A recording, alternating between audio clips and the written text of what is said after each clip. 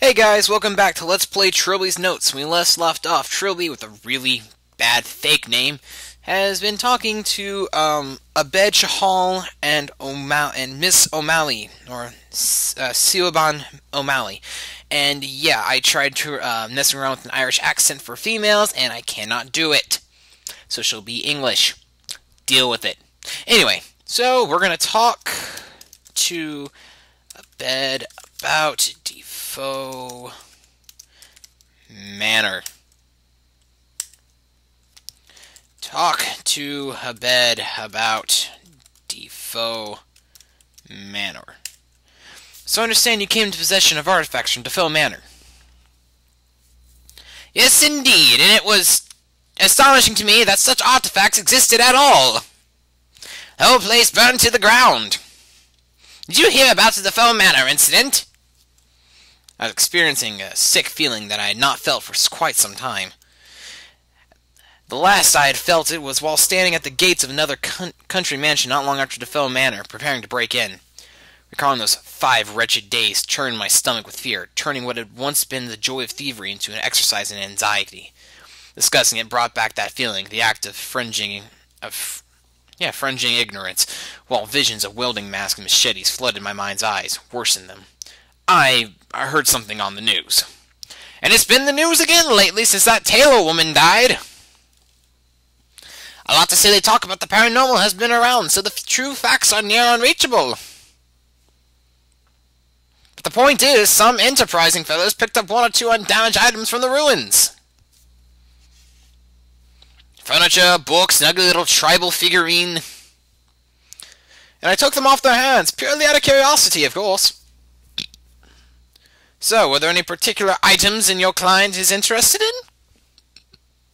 in? Ask Abed about idol. Tell me, does the huge man in a wielding mask and leather apron mean anything to you? Not really. Should it? Never mind. It's a small African figurine that my client wants me to look into.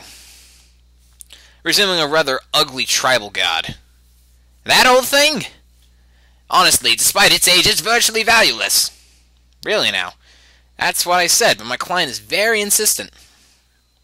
He's interested in the paranormal, and the idol features some of the more unlikely accounts of the DeFoe Manor incident. Well, I don't suppose I should ask questions if this man of yours wants to take it off my hands. I don't have it with me on right now. It's being kept in the hotel's safe. Righto, boy. Perhaps we can work out a deal after the fair. I had intended to display with the other DeFoe artifacts. Inwardly, I just wanted to get this mission completed as fast as possible, but I didn't want to risk suspicion or giving off the wrong impression. That would be fine. So, just out of interest, what else have you picked up from the mansion? Odds and ends, basically. Some silverware and ceramics, most of a burnt rocking chair. And the painting, of course. Painting? A landscape from a wall in the mansion's lounge. Ugh. I have a little artistic value, but the artist features prominently in DeFoe Manor's colorful history. Matthew DeFoe? That's him, yes! Beth Ann, she runs the hotel. She asked if she could display it in the lobby. Ugh. Instantly, I recalled the sick feeling I felt in the lobby. I had seen the painting, but had paid little heed. Oh. Are you all right, Mr. Elby? You've gone rather pale. What? Oh, I'm sorry. I was just distracted by my thoughts for a moment. Lost in history, eh? Something like that. What the hell? Mr. Elby? What the hell was that? What the hell was what? You were just standing there when you weren't stiff and you like you've seen a ghost. You didn't see it. See what, Mr. Elby? I'm sorry, I have to go. Something's wrong. Oh, well, we won't keep you then. We'll see you later, maybe. What the? My head was spinning and a sudden nausea churned in my gut. The rolls seemed to be pulsating, the corners of the room wavering like heat haze. What the You may say I imagined these things, and I thought that must have been the case. Was I going out of my mind? Was the hotel really changing into some nightmarish twin? Was I the only one who could see it? If I was hallucinating, it was too complex. The harsh wooden floor beneath my feet felt real enough. The horrendous stench of rotting flesh that reached my nostrils could not have been conjured in my imagination. I decided I had to find John DeFoe's idol as soon as possible. If not that, then at least the painting Chahal had mentioned. I was convinced that some connection lay between DeFoe Manor and this sudden madness.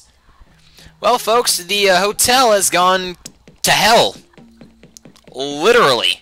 His body is here, his soul is not. And who is that tall figure? Oh, dear Lord.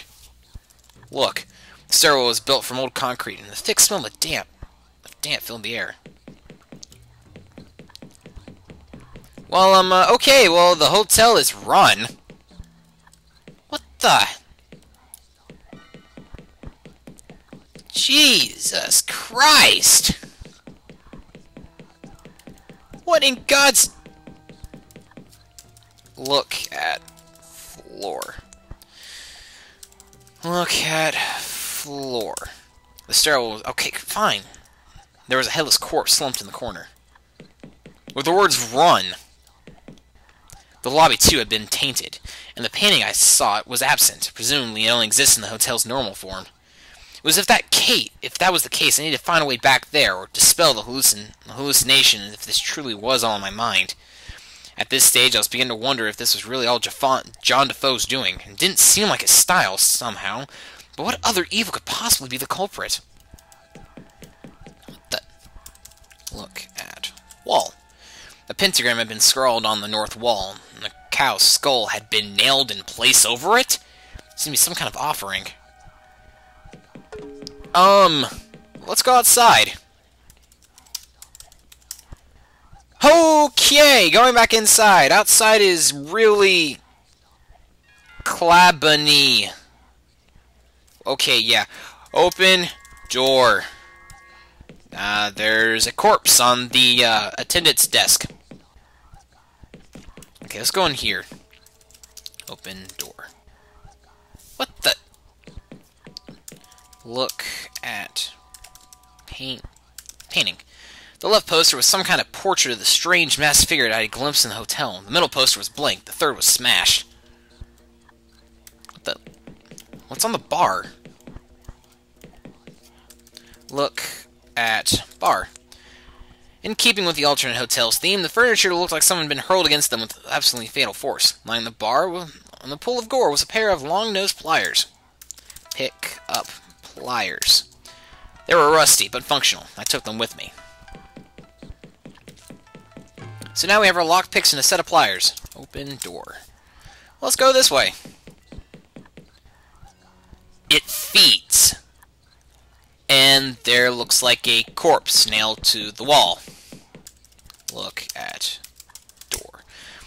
There are 4 doors, none of which seemed inviting. One to the east led back to the hallway, one in the west leading to the kitchen, one to some kind of unisex bathroom, and another large to the one that someone boarded up. Some kind of flayed corpse was nailed into the place over the door to the toilet, blocking the way. Use pliers on door. Wow, I misspelled pliers, didn't I? P-L-I-E-R-S, okay.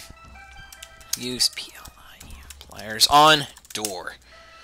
Okay, use pliers on C-O-U, corpse.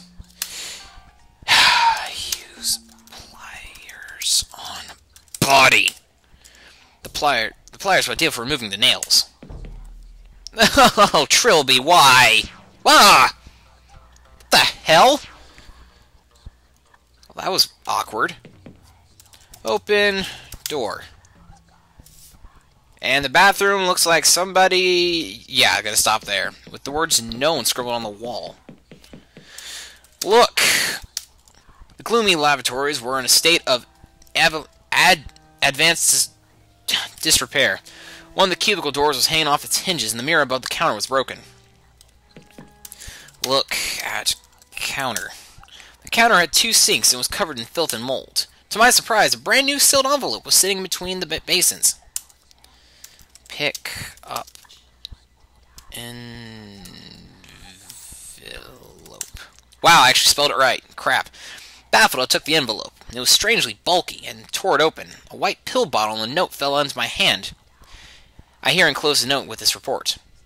Trilby, if you're reading this, then you too have seen the hotel change. At the present, I have no idea if the alternate hotel is part of the ethereal realm or some kind of construct, a pocket dimension. There is a definite correlation between one level of agitation and one's tendency of reality shift. Fear is your enemy. It leaves you shining like a beacon for whatever evil brought us to this place. Enclose a bottle of tranquilizers from my personal first aid kit. When you find yourself shifting into the other place, take a pill and try to calm down, and the real hotel will return. Do not let it concern you. I am researching the phenomenon. Your task is to find DeFoe. Good luck. Agent Linkman. Linkman's letter raised more questions than it answered. I pocketed the pill bottle. Okay, well, we're going to go and take his advice and use pills. Hesitantly, I tipped the tranquilizers into my palm and swallowed without water. It quickly took effect, and I felt the anxiety lift from the pit of my stomach, and my dismal surroundings seemed to feel less imposing. Then I felt that strange sensation again, of lightheadedness and detachment as the world around me began to quiver. Oh, thank God, the hotel is back to normal. Let's get the hell out of this bathroom before any more shit happens. Open door. Well, now that we're finally out in the open, we can go investigate that damn portrait that Chahal decided to bring back with them. The damn hotel thought it'd be cute to post. What the hell? I'm now playing as John DeFoe? What in God's name? Well, that was fucking weird. Anyway, look at painting. I was frankly astonished that Matthew DeFoe's painting had survived the immolation of DeFoe Manor. As I stared at it, it seemed that the surrounding room began to blur until only the painting was in focus. I fancied I could hear the creaks and whispers of DeFoe Manor's hallways. I felt a bizarre urge to reach out and touch the painting. You heard the man. Touch. Painting. As I stepped closer, I could feel some sound becoming muffled, and my head spinning as if I were about to faint. My hand, as if pulled by an invisible string, reached out towards the clumsy brushstrokes. Whoa! DeFoe Manor, July 28th, A.D. 1821. Matthew DeFoe is 15 years old today. He is excitedly putting the finishing touches to a painting which his father commended non-encouragingly the first time he has ever been supportive of Matthew's artistic learnings. Matthew is now convinced that his father is lifting from the mysterious depression that has plagued him for as long as either of them can remember. Now he intends to make the painting absolutely perfect before showing it again. Master Matthew, Sir Roderick has requested your presence in the trophy room. Thank you, James. And if you would be so good to inform him that I will now retiring for the night. Very good, James. Oh my God, we're playing as Matthew DeFoe before he...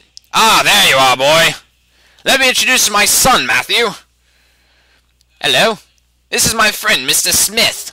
He's an expert on African tribal art. Well, I was just a scholar, hardly even that, just someone with an interest in the subject. And he just offered to assess the figures I'd brought back from my travels. I wasn't aware you had a family, Sir Roderick. Is your wife home too? We don't talk about my wife in these parts. Regrettably, Belinda is no longer with us. Oh, I'm sorry. Quite all right. You couldn't have known. She succumbed to illness shortly after Matthew was born. I finished the painting I showed you, Father. Oh, good. Well, Mrs. Smith, what do you think of the boy's piece? It's an intriguing little puzzler, actually. The design reminiscent of the few Central African tribal gods I'm aware of. But to be honest, I've never seen anything like this before. May I ask how you acquired it? I'm glad you asked. Wow, crap, I just skipped a whole bunch of crap. Did not mean to do that. Damn it. Well, anyway, I completely fucked that up. Save again. Basically, what you missed is they're talking about the African tribal piece, and Sir Roderick DeFoe asked Matthew to go to the kitchen and bring him something. So, we're now in the kitchen to get something. And, yeah, sorry about that. I'm about out of time, so I'll catch you guys next time when we play Trilby's Notes. See you then.